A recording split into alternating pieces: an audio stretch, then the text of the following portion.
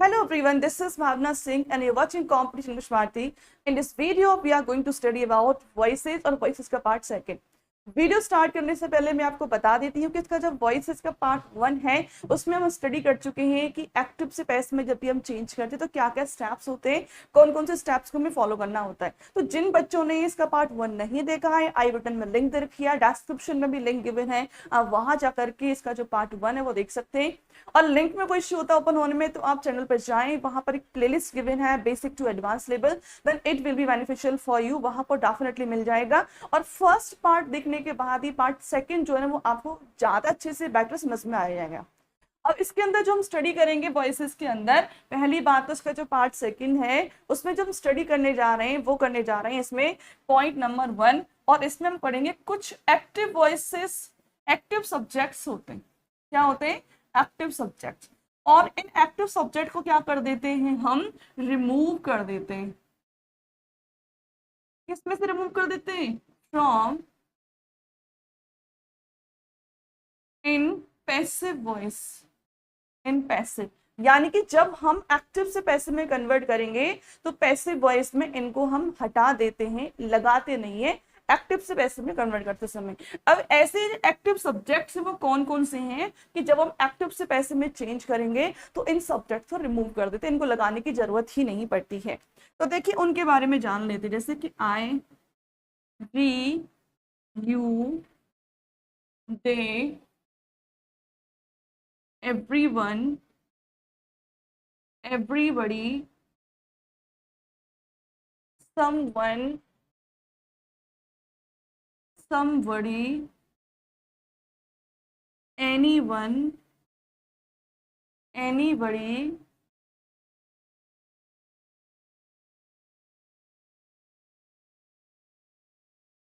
police।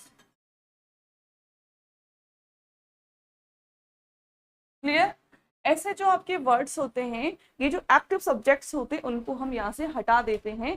और अगर इन active subject के बारे में बात करें, जैसे कि एक दो वर्ड्स आ सकते हैं, अगर आपके में अ मैन गिवन है, अगर अ बॉय गिवन है, ऐसा कोई भी वर्ड है, या फिर अ सर्वेंट गिवन है,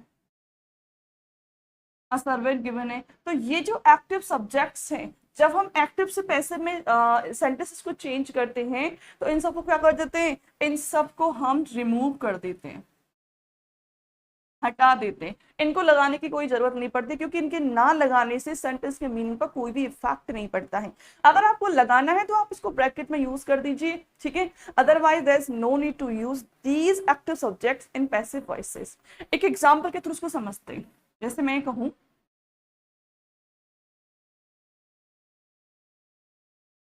everybody speaks English in the world, कि भाई हर व्यक्ति जो है वो इंग्लिश बोलता है वर्ल्ड में। इसको हम कन्वर्ट करेंगे पैसिव वॉइसेस के अंदर। पहली बात तो ये जान लेते हैं कि इसमें सब्जेक्ट क्या है, एवरीबॉडी। भाई डूअर कौन है? एवरीबॉडी, हर व्यक्ति है। और इसमें ऑब्जेक्ट क्या है? एवरीबॉडी क्या करता है, यानी वर्ड से निकालेंगे इंग्लिश तो आपको ऑब्जेक्ट निकल के आ जाएगा और ये हो जाएगा आपका वर्ड। तो देखिए शुरू करते हैं, पहले हम ऑब्जेक्ट को सब्जेक्ट बना देंगे इंग्लिश। टेंस कौन सा दे रखा है? प्रेजेंट सिंपल, और प्रेजेंट सिंपल कन्वर्ट हो जाएगा एस एम आर में। तो इंग्लिश इज, पी की third form spoken, English is spoken in the world,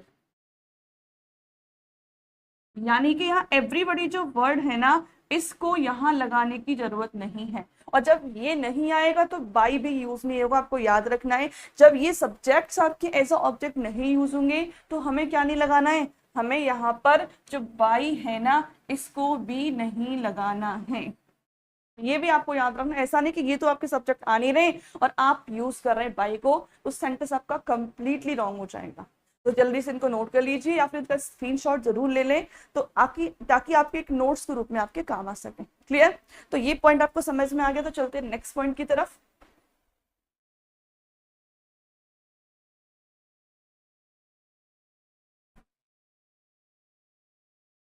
देखिए इसमें अगर हम देखें ना तो अब यहाँ बात करेंगे डबल ऑब्जेक्ट के बारे में। किसके बारे में बात करेंगे? डबल ऑब्जेक्ट के बारे में। डबल ऑब्जेक्ट मतलब अगर आपके एक्टिव वॉइस में कोई दो ऑब्जेक्ट दे रखे हैं या डबल ऑब्जेक्ट दे रखा है तो उसको हम पैसिव वॉइस में कन्वर्ट करेंगे। तो किस तरीके से कन्वर्ट करते हैं, क्या इसका प्रोसीजर होता है?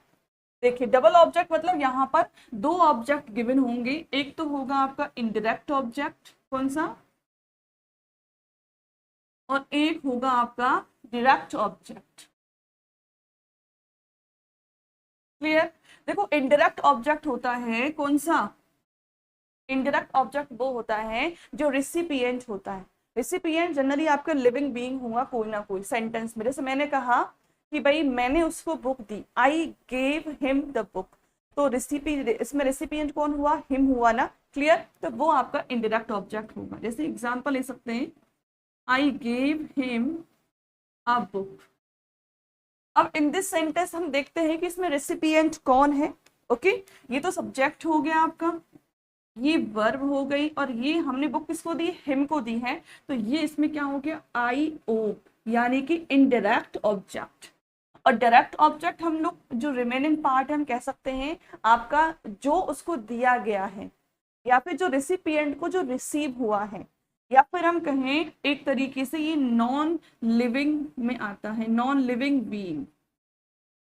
नॉन लिविंग बीइंग मतलब अगर कोई कहे कोई थिंग हो सकती है, इसके बारे में हम बात करें तो ये तो आपका आईओ हो जाता है जो रिसिपिएंट है, और ये हो जाता है आपका डीओ, डायरेक्ट ऑब्जेक्ट।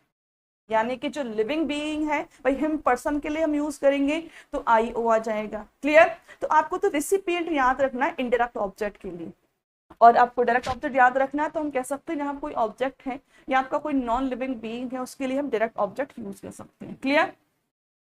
रेसिपिएंट जो है ना वो हमेशा आपका आई ओ रहता है, याद रखना है, और जो आपका रिमेनिंग है वो आपका क्या हो जाएगा? डायरेक्ट ऑब्जेक्ट हो जाएगा। क्लियर? तो ये यहाँ पर अब सबसे बड़ी इश्यू आता है कि इसको चेंज करेंगे तो भाई कौन सा आपका ऑब्जेक्ट हम यूज करें पैसिव वॉइसेस के अंदर, ये सबसे बड़ा इश्यू होता है स्टूडेंट में, और इसमें बच्चे बहुत ज्यादा गड़बड़ भी करते हैं। तो इसलिए वीडियो को लास्ट तक जरूर देखना ताकि आप ये मिस्टेक्स ना करें जो जनरली स्टूडेंट्स करते हैं। क्लियर? और अगर आप चैनल पर नए हैं तो चैनल को सब्सक्राइब करके जरूर जाएं, वीडियो को लाइक कर दें, शेयर कर दें, और अपने फ्रेंड्स को जरूर शेयर करें ताकि आपके साथ वो भी स्टडी कर सके इसके बारे में। क्लियर? अब इसका देखो यही एग्जाम्पल हम लोग ले लेते हैं, दोबारा से मैं लिख देती हूँ, और इसको हम कन्वर्ट करेंगे किसमें? पैसिव वॉइसेस के अंदर। जैसे आई गेव हिम अ, ये एग्जाम्पल है, ये आपका सब्जेक्ट हो गया, ये वर्ब, ये आपका आई ओ, और ये हो गया डी ओ। देखिए, अगर ऐसी सिचुएशन आपके साथ में कभी भी होती है तो हमें क्या करना है? हमें जो आई ओ ऑब्जेक्ट है उससे बनाए, हमेशा किससे बनाए? आई ओ ऑब्जेक्ट को प्रिफर किया। हालांकि हम दोनों से बना सकते हैं, बट मेरी जो प्रेफरेंस है वो यही है कि आप आई ओ से बनाएं, उसमें आपको ज्यादा आसानी रहेगी। तो पहले मैं आई ओ यानी कि इनडायरेक्ट ऑब्जेक्ट से बनाना आपको बताती हूँ। इनडायरेक्ट ऑब्जेक्ट हिम है, तो हिम का जो सब्जेक्ट फॉर्म में क्या होगा? ही। हिम का सब्जेक्ट फॉर्म क्या होगा? ही हो जाएगा। और यहाँ जो है पास्ट सिंपल दे रखा है तो कन्वर्ट हो जाएगा किसमें? पास्ट कंटिन्यूअस में। He was given, he was given, और उसको क्या दी गई थी? अब ये जो रिमेनिंग आपको ऑब्जेक्ट है ना, ये हमेशा बाई से पहले लगाना है हमें। किससे पहले लगाना है? बाई से पहले, बाई के बाद नहीं आएगा। He was given a book, और यहाँ पर आ जाएगा बाई, और ये जो आपका सब्जेक्ट है इसको हम क्या बना देंगे? ऑब्जेक्ट, यानी कि मी। क्लियर? तो आपको याद रखना है जो रिमेनिंग ऑब्जेक्ट है वो हमेशा बाई से पहले आएगा। ये तो हो जाता है हम जब डी आई ओ से बनाते हैं। किससे बनाते हैं? आई ओ का यूज करके बनाते हैं, यानी कि इनडायरेक्ट ऑब्जेक्ट से बनाते हैं। अब मैं आपको बताऊंगी कि इसको डायरेक्ट ऑब्जेक्ट से बनाएंगे तो कैसे बनाएंगे। क्लियर? अब डायरेक्ट ऑब्जेक्ट हम लोग उठा लेते हैं यहाँ से आ बुक। क्या उठाते हैं? आ बुक। अब सेम प्रोसीजर होगा, वॉज गिवन। अब बचा हमारे पास आई ओ। तो जब हमारे पास आई ओ बचा है, इनडायरेक्ट ऑब्जेक्ट बचा है, तो उससे पहले हमेशा क्या लगाना है हमें? To him. A book was given to him by. जब भी हम डायरेक्ट ऑब्जेक्ट से बनाते हैं तो इनडायरेक्ट ऑब्जेक्ट से पहले हमें क्या लगाना होता है? टू लगाना होता है, ये आपको याद रखना है। इसीलिए बच्चे क्या टू को लगाना भूल जाते हैं, तो मैं प्रेफर करती हूँ कि बच्चे हमेशा किससे लगाएं, आई ओ ऑब्जेक्ट से बनाएं, यानी इनडायरेक्ट ऑब्जेक्ट अगर वो बनाते हैं तो वो उनके लिए ज्यादा बेनिफिशियल होता है, क्योंकि उनको उसमें याद नहीं रखना कि क्या हमें ऐड करना है। क्लियर? तो ये जो आपके पॉइंट है डबल ऑब्जेक्ट वाला, आई थिंक इट आप ये आपका क्लियर हो गया होगा, इसमें कोई इशू नहीं होना चाहिए। छोटे छोटे जो स्टेप्स है वो हम स्टडी कर चुके हैं, और अब हम आगे स्टडी करेंगे इसमें ऐसे कुछ स्टेप्स के बारे में, जैसे कि इंटरोगेटिव सेंटेंस होता है, उसके बारे में हम कंप्लीट स्टडी करेंगे। अभी हम स्टडी कर रहे हैं जो पैसिव वॉइसेस में इंटरोगेटिव सेंटेंसेस और नेगेटिव सेंटेंसेस के बारे में। तो हेडिंग यहाँ डाल लेते हैं हम लोग, interrogative versus negative sentence. Clear? देखिए इंटरोगेटिव सेंटेंस नेगेटिव सेंटेंसेस में, इंटरोगेटिव सेंटेंस बच्चों को काफी सारी प्रॉब्लम फेस करनी पड़ती है इसको चेंज करने के लिए। जबकि एक्चुअली होता क्या है कि इंटरोगेटिव सेंटेंस बच्चे जो प्रॉब्लम जो जहाँ फेस करते हैं वो होती है कि सब्जेक्ट को ऑब्जेक्ट में कन्वर्ट करने में और ऑब्जेक्ट को सब्जेक्ट में कन्वर्ट करने में। तो देखिए वन बाय वन स्टेप हम इसको स्टडी करेंगे, और वीडियो को जरूर लास्ट तक देखना, तो आपका जो कंफ्यूजन है वो डेफिनेटली खत्म हो जाएगा। जैसे इमेजिन करो, इसमें देखिए पहली बात तो जो भी आपके WH वर्ड्स होते हैं, WH वर्ड्स तो आपको पता ही है, वॉच है, हु है, whom, where, which, ऐसे बहुत सारे आपके WH वर्ड्स, लोगों 9-10 WH वर्ड्स गिवन होते हैं। पहली बात तो जब हम इसको पैसिव वॉइस में कन्वर्ट करेंगे, when we change into passive voice, when we change into passive voice, then sentence starts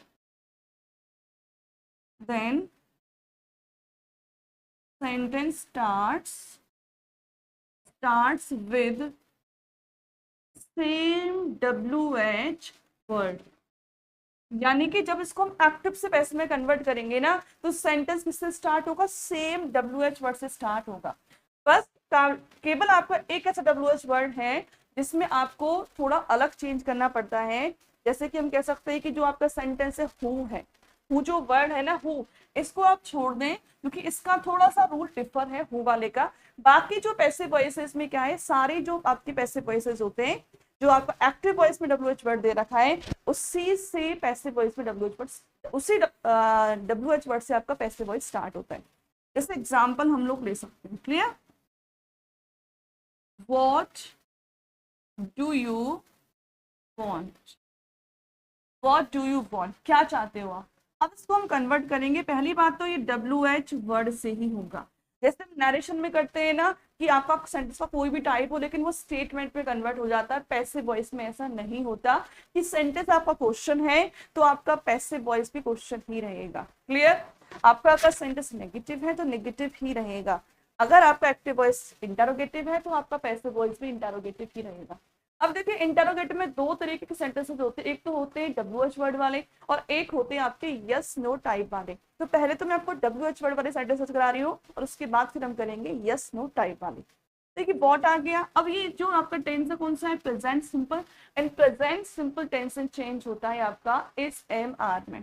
अब हम यहाँ क्या करेंगे, व्हाट इज, इसके बाद क्या आएगी, वर्ब, वांटेड, और यहाँ बाई और भाई वॉट क्यों लगाया आपने, मैंने आपको बताया था ना, वॉट से हम क्या निकालते हैं, वॉट से हम निकालते हैं हमेशा ऑब्जेक्ट।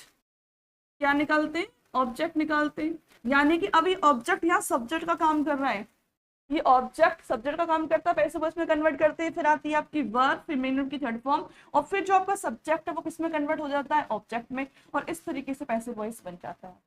बहुत सिंपल तरीका है, थोड़ा सा प्रैक्टिस करनी पड़ेगी बट आसान हो जाएगा, समझ जाएंगे इसको आप, कोई प्रॉब्लम नहीं आएगी मेरे हिसाब से। एक हम हु वाला करते हैं। देखिए हु वाला जो सेंटेंस होता है ना कि who broke this window, who broke this window, तो इसमें क्या होता है, ये सेंटेंस किससे शुरू होता है, बाई हुम से करते हैं हम हु वाले सेंटेंस को, ये आपको याद रखना है, ये बाई हुम से शुरू होता है। एक्चुअल में क्यों होता है, क्योंकि हु जो है ना वो हमेशा सब्जेक्ट को फाइंड आउट करता है, और जब हम पैसिव वॉइस में कन्वर्ट करते हैं सब्जेक्ट किस में कन्वर्ट हो जाता है आपका, ऑब्जेक्ट में। तो ऑब्जेक्ट जब उसको लगाते हैं तो उससे पहले हमें क्या लगाना पड़ता है, बाई लगाना पड़ता है, इसलिए हमें बाई होम लगाना पड़ता है सेंटेंस में। बाई वॉज, भाई आपका पास्ट सिंपल है, broken this window. By whom was broken this window, ये विंडो किसके द्वारा तोड़ी गई।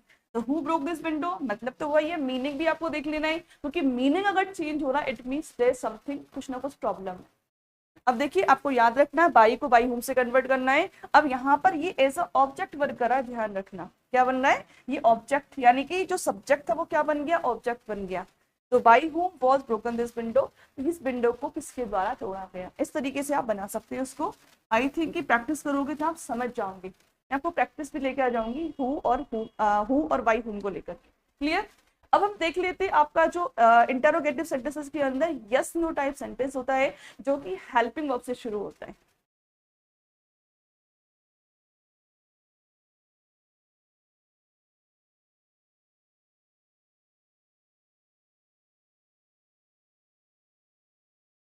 यस नो टाइप सेंटेंस, तो ये कैसे शुरू होता है, स्टार्ट्स विथ हेल्पिंग वर्ब, या फिर हम कहें ऑक्सिलरी वर्ब। कैसे, एग्जाम्पल ले सकते हैं, जैसे example, does he read a book, क्या वो बुक पढ़ता है। ठीक है, इससे शुरू हो रहा है हेल्पिंग वर्ब से। अब इसको कन्वर्ट करेंगे हम किसमें, पैसिव वॉइस के अंदर। तो देखिए जो आपका सेंटेंस इंटरोगेटिव है वो इंटरोगेटिव ही रहेगा, ये मैंने आपको स्टार्टिंग बोला था। नरेशन का रूल अप्लाई मत कर देना, क्योंकि नरेशन में हम स्टेटमेंट में कन्वर्ट करते हैं हर सेंटेंस को, बट पैसिव वॉइस में ऐसा नहीं होता है। It's clear. तो देखिए यहाँ हम, ये आपका इंटरोगेटिव है, इंटरोगेटिव में ही रहेगा, यानी कि जो हेल्पिंग वर्ब है वो सिंपल प्रेजेंट टेंस की कन्वर्ट हो जाएगी एस एम आर में।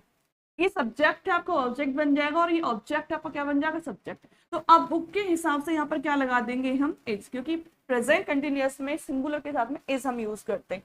तो is a book, is a book read by him, क्या ये जो बुक है उसके द्वारा पढ़ी जाती है, या फिर क्या वो बुक को पढ़ता है। दोनों का जो मीनिंग है वो सेम है ना।